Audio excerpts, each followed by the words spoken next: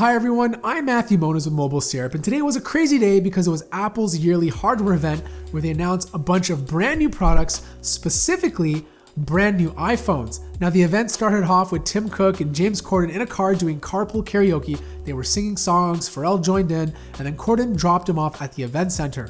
Tim went on to continue talking about Apple Music and how there's over 17 million subscribers right now and how it's quickly growing. There's over 70 exclusive music artists releasing their albums there first, and there's a lot more to come. Next up was talk about the App Store, specifically games, how there's over 500,000 games to download from the App Store right now, and then Tim Cook brought on the inventor of Super Mario, a classic game that we've all come to know and love, and how it's actually coming out to the iPhone 7. Now it's not going to be called Super Mario, it's actually going to be called Super Mario Run, and it's easy to play. You can play with one hand, and there'll also be a battle mode where you can play against other people called Toad Rally. There's also a ton of educational announcements. There's a lot more MacBooks and iPads being donated to schools, and a lot of schools are actually starting to use the Swift Playground, which is a programming app for the iPad that teaches kids to learn how to code. It's being adopted in a lot of schools across the world. On top of that, we also have new features coming to iWork, which hasn't been updated in a very long time. The big one is specific to real-time collaboration. Now, this has been something that Google Apps has been using and Office 365, but it's finally making its way to the iWork suite. So basically, more than one person can work on the same document at the same time. And finally, we got to the Apple Watch, and the Apple Watch is doing quite well. It's actually the second most bought watch in the entire world, just after Rolex. It's also the number one smartwatch being bought today.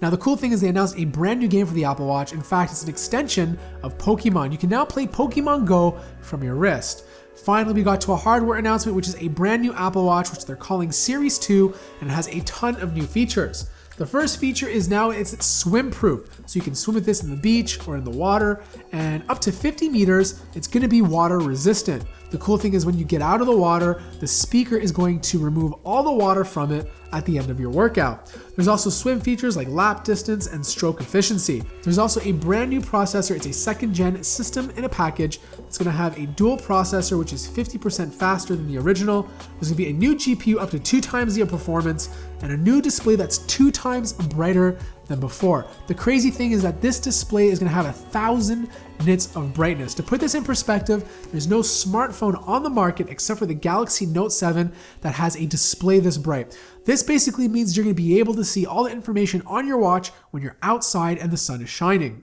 On top of that, there's gonna be 3 materials: aluminum, stainless steel, and a new one called ceramic, and it's gonna be 4 times harder than stainless steel. Also, Apple announced a brand new partnership with Nike, and there's gonna be a new version of the Apple Watch called Apple Watch Nike Plus. There's gonna be a lot of exclusive like memberships to help you run, and a lot of incentives to buy this over the regular Apple Watch. Now, the Apple Watch will come in the same colors it did before, but the Nike Plus will also come in 4 different colors to choose from. The Apple Watch will be available to pre-order on September 9th, and you can buy it in stores on September 16th. Now, if you want to download Watch OS 3, that'll be available to download on September 13th.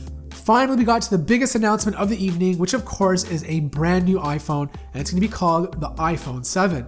Now, Tim Cook went on to talk about how there are over 1 billion iPhones that have been bought, and then he went ahead and recapped some of the great features of iOS 10, such as Race to Wake, Siri, and of course, HomeKit. He then passed the microphone to Phil Schiller, who talked about 10 great features coming to the iPhone 7 and iPhone 7 Plus. The first feature being design. There's now 2 brand new colors. The first one being a jet black, which has a glossy finish, so it's gonna be very shiny, probably collect a lot of fingerprints. And a second one just called black, which has more of a matte finish. Now, the thing about these colors is that it's replacing space gray, so there will be no more space gray to buy if you're buying the brand new iPhone 7. Second was a home button redesign. So the home button is still going to be there, but it's not actually going to be a physical button. If you're familiar with Force Touch or 3D Touch, it's the same concept. So the button's going to last a lot longer and it's not going to wear out. The third feature was water and dust resistant. The iPhone is now IP67 certified, so you can't go swimming with it or go to the beach with it, but if it gets wet from rain or if you drop it in the toilet quickly, as long as it doesn't go under 1.5 meters, your phone should be fine. So fourth up is the camera, and both phones are getting a brand new 12 megapixel sensor. It's gonna have an aperture of f1.8, It's going to be 60% faster and 30% more energy efficient. There's a new flash, 4 LEDs, and has a new Apple designed image signal processor. Now the cool thing about this camera is that it also has optical image stabilization on the regular iPhone 7, which is a first. So both iPhones are finally getting optical image stabilization right out of the box.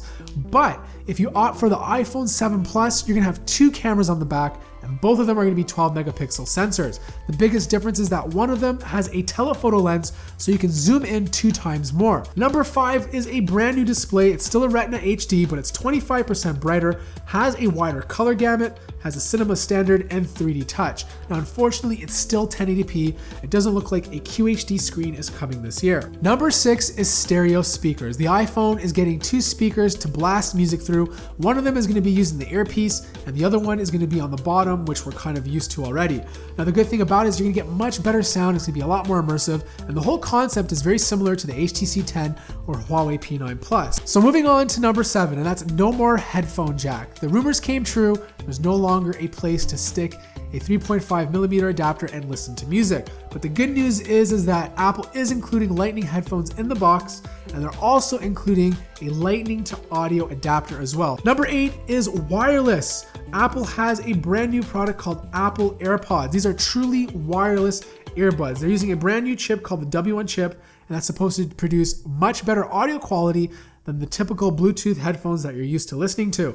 Now, there's also going to be 24 hours of listening before needing a charge, which is huge compared to the other wireless earbuds that are currently on the market. Now, Beats is going to be doing the same thing. They're going to have the Beats Solo 3 Wireless, which are over-ear headphones. They're going to offer 40 hours of listening.